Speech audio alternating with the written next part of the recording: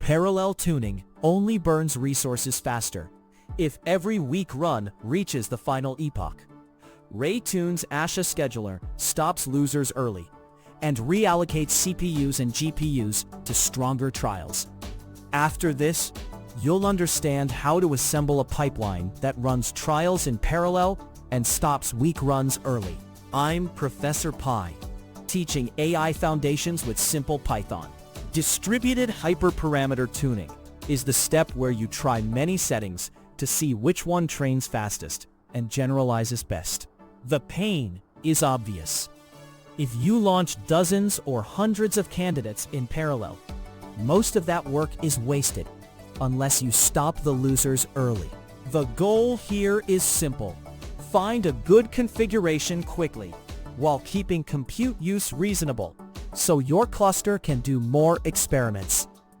Tune gives you the orchestration, and ASHA is the pruning policy that moves compute from weak trials to promising ones. At a practical level, ASHA watches reported metrics at fixed checkpoints and compares trials across those checkpoints. Picture 10 runners timed every lap. If one is far behind after a lap, you stop them and free their lane. That's ASHA. Its power is speed and better hardware utilization. The downside is that noisy metrics or late bloomers can get cut too early.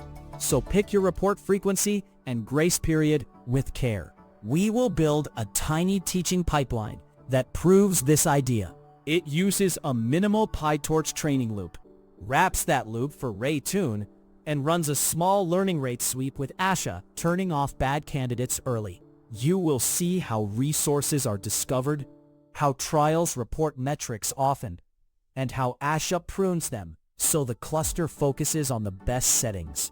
Quick note, this code is designed to teach the core idea clearly. Library versions and local setups can vary, so check the official docs if your setup behaves differently.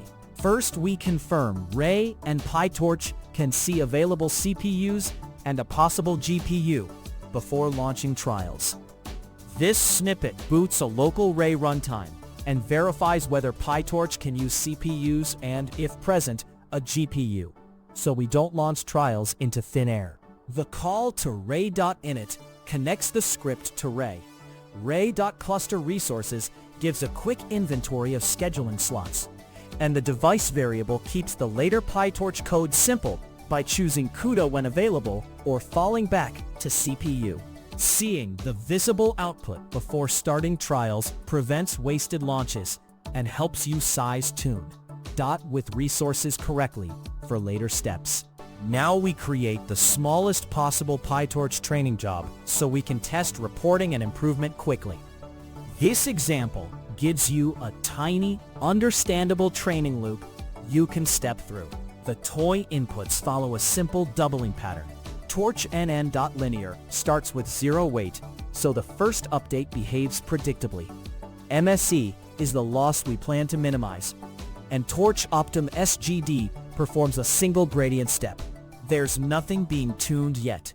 This is just the smallest real loop with a loss and a clear improvement path. Printing the post-update loss gives the metric every trial will report and keeps experiments fast and repeatable for the scheduler. Next, we turn that loop into a Tune trainable that reports intermediate metrics so the scheduler can compare trials. This code wraps the PyTorch loop so each trial reports loss frequently and the scheduler can act before training ends. Train trial calls tune.report after every epoch with the current loss.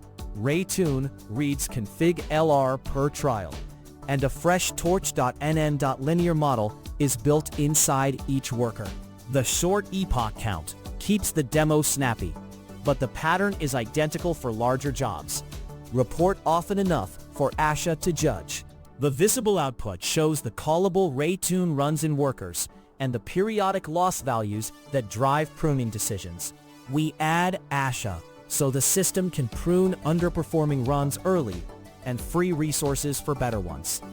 This snippet plugs in the early stopping policy that saves compute.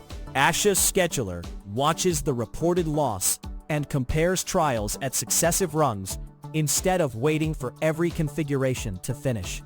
Max underscore sets the planned maximum number of reports. Grace period guarantees at least one report before any pruning. And reduction factor controls how aggressively weaker trials are cut at each comparison. A larger reduction factor keeps fewer trials after each rung. A smaller one is gentler and spends more compute exploring.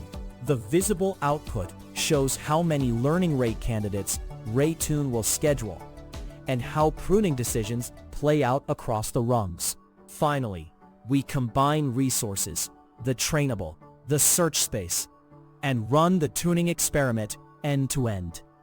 This code runs the tiny distributed tuning baseline from start to finish. Tune.WithResources declares what each train trial is allowed to reserve, so trials actually run in parallel without oversubscribing the cluster. Tune.Tuner bundles the trainable, the ASHA-scheduler in Tune config, and the learning rate search space, and Fit starts the experiment. ASHA will stop weak configurations as reports arrive, leaving room for stronger settings to continue training. The visible output shows the best final loss and its learning rate, giving you a compact baseline to expand into a real PyTorch tuning job. This toy pipeline maps directly to a real project by swapping the small linear model for a convolutional network and replacing the toy data with CFAR10. The same pattern applies. Confirm resources first, make a trainable that reports often, choose ASHA settings that match your noise level, and run a tune sweep while reserving realistic per-trial resources.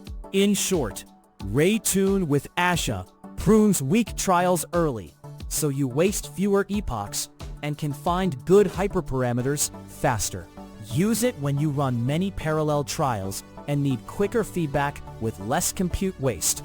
Just keep an eye on metric noise and your reporting cadence. Too little signal or too short a grace period can prune promising settings prematurely. A strong next step is to scale this exact pipeline to CFAR10 and tune the learning rate and batch size while keeping ASHA's grace period at 1 and increasing max T to reflect a larger epoch budget. That will show how pruning interacts with real training curves and how resource allocation impacts throughput. If AI Foundations in Python help, subscribe and watch the AI Foundations videos.